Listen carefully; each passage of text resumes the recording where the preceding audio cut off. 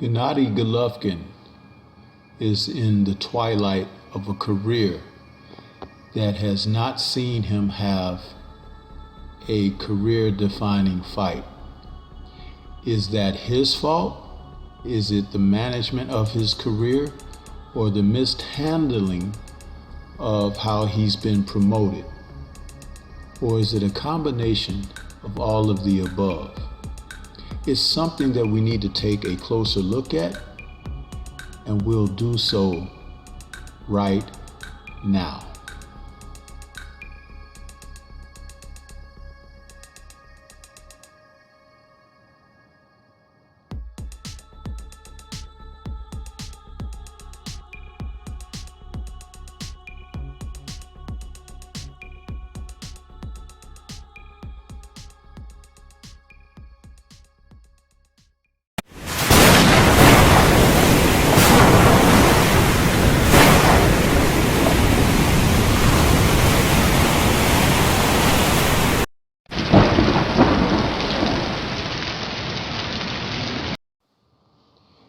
In a career that has now spanned 16 seasons, Gennady Golovkin, aka Triple G, is in the twilight of a career that has yet to see him have a career-defining fight. Whose fault might that be at the end of the day, and what type of legacy has this man fought for? Was he misled to think that he was really an heir to the middleweight division's legends such as Marvin Hagler or Bernard Hopkins? We're going to talk about this in what I consider the big ducking show. Early in his career, which started in May of 2006, Gennady Golovkin came into the professional sport of boxing, being a man who was touted with a big punch and had a powerful presence at middleweight when the division was needing an heir to the likes of Bernard Hopkins.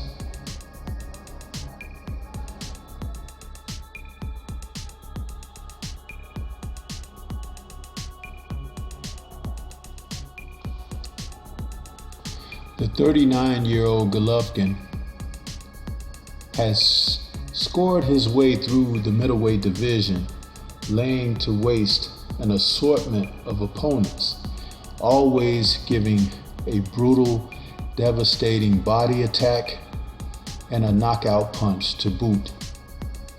But where were the ones who could really test his mettle and define to us what he may really bring in the ring?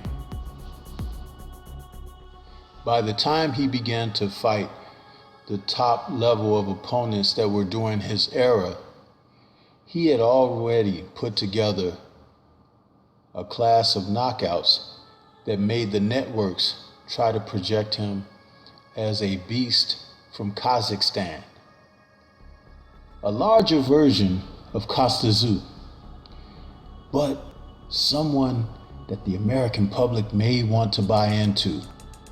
But seriously and sadly, that was not the case. As he often called his performances the big drama show, his trainer at the time, Abel Sanchez, looked to call his charges performances Mexican style, though it had absolutely nothing to do with the Mexican heritage or fighters who come out of the historic place of boxing, Mexico. This was a ploy that they utilized to try to draw more people to the ire of Golovkin's performances because audiences were disinterested. But then, when there was a chance for certain fighters to face him, Andre Ward, for example, or Demetrius Andrade, or Jamal Charlo, Golovkin opted to not face these men. He had no interest in them. Beating the likes of Gabe Rosado and guys that didn't have any names, like Marco Antonio Rubio. This is what he was feasting on. But you can't compare him to Marvin Hagler when he's fighting an assortment of guys such as that.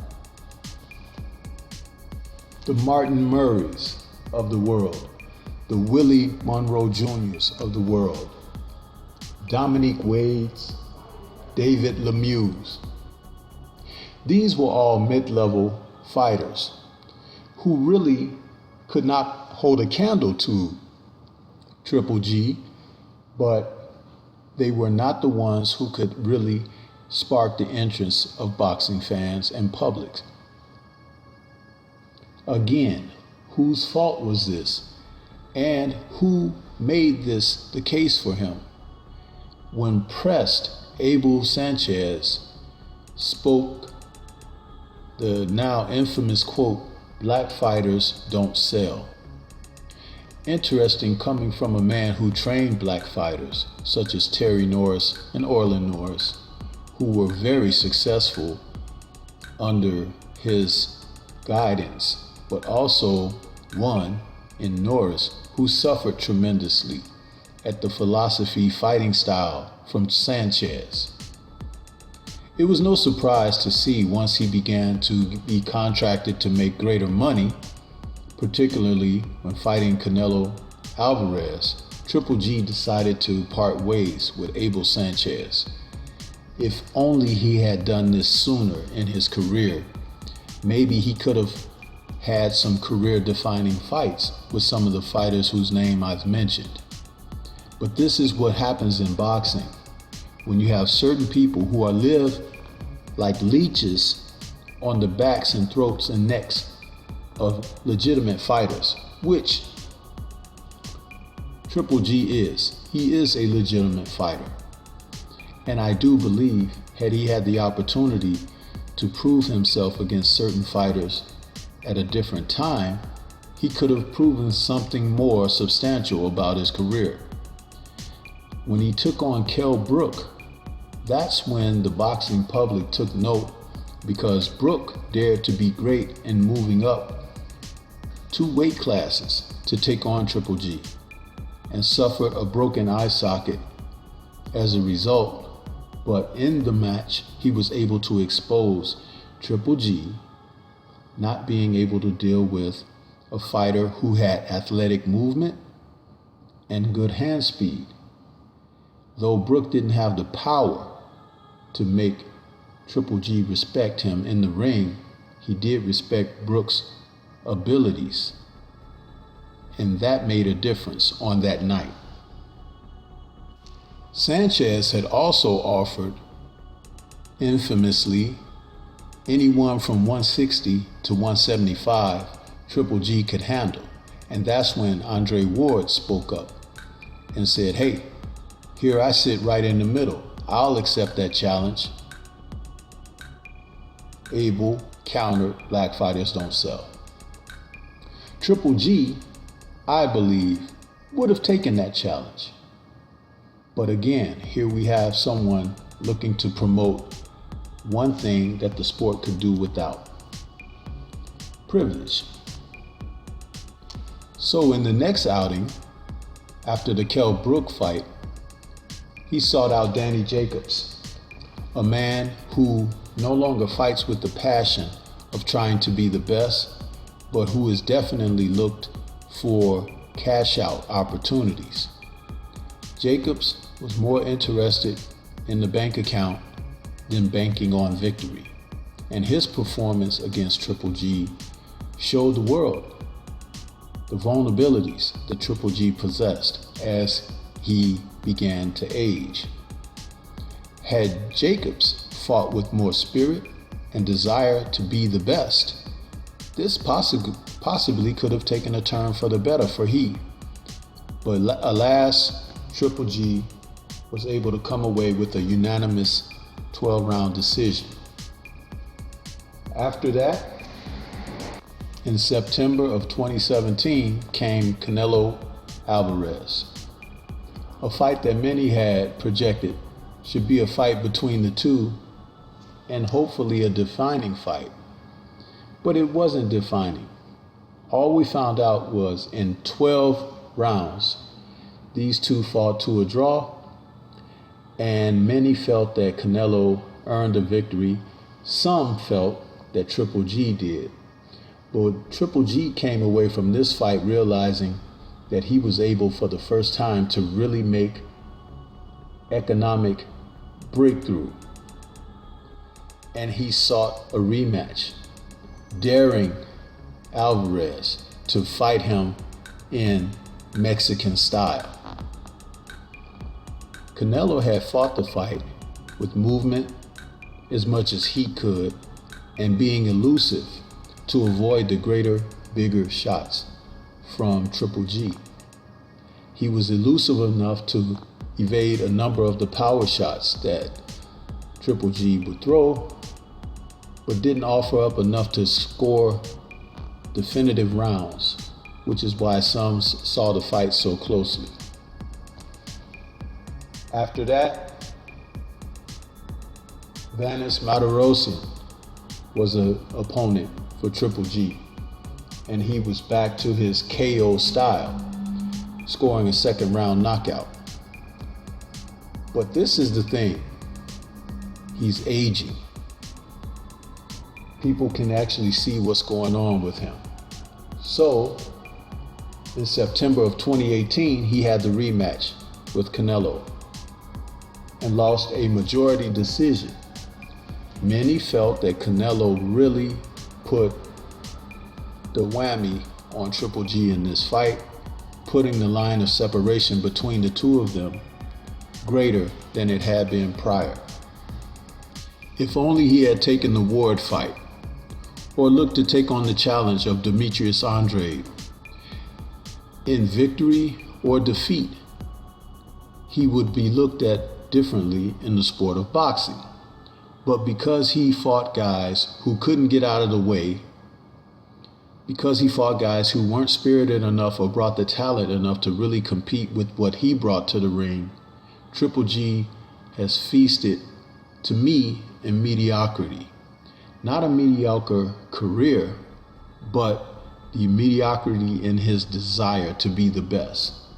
You cannot tell me that Abel Sanchez completely held him back. You cannot tell me the networks and promoters completely held him back. He held himself back, and now he only has himself to blame. A fight in October of 2019 against Sergey Deverenchenko, a fighter he had previously avoided, proved the consensus.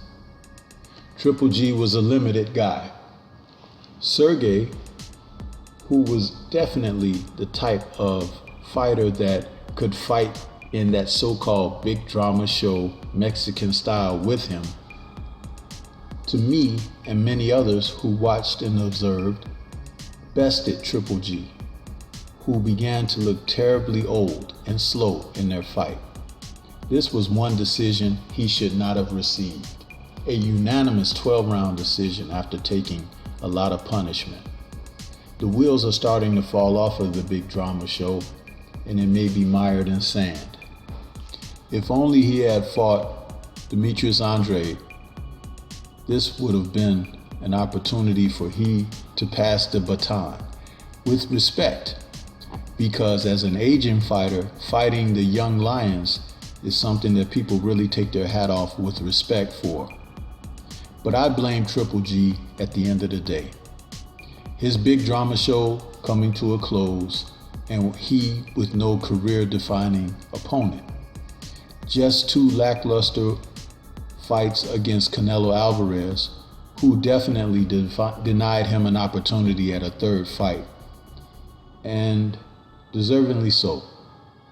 Canelo is now seeking out the young lions, as he has not yet entered the twilight of his career, but he's setting an example for others like Triple G to take note of.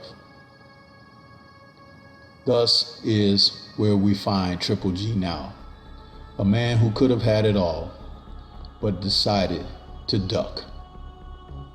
This is Stormy B Man. Let me know what you think about all of this.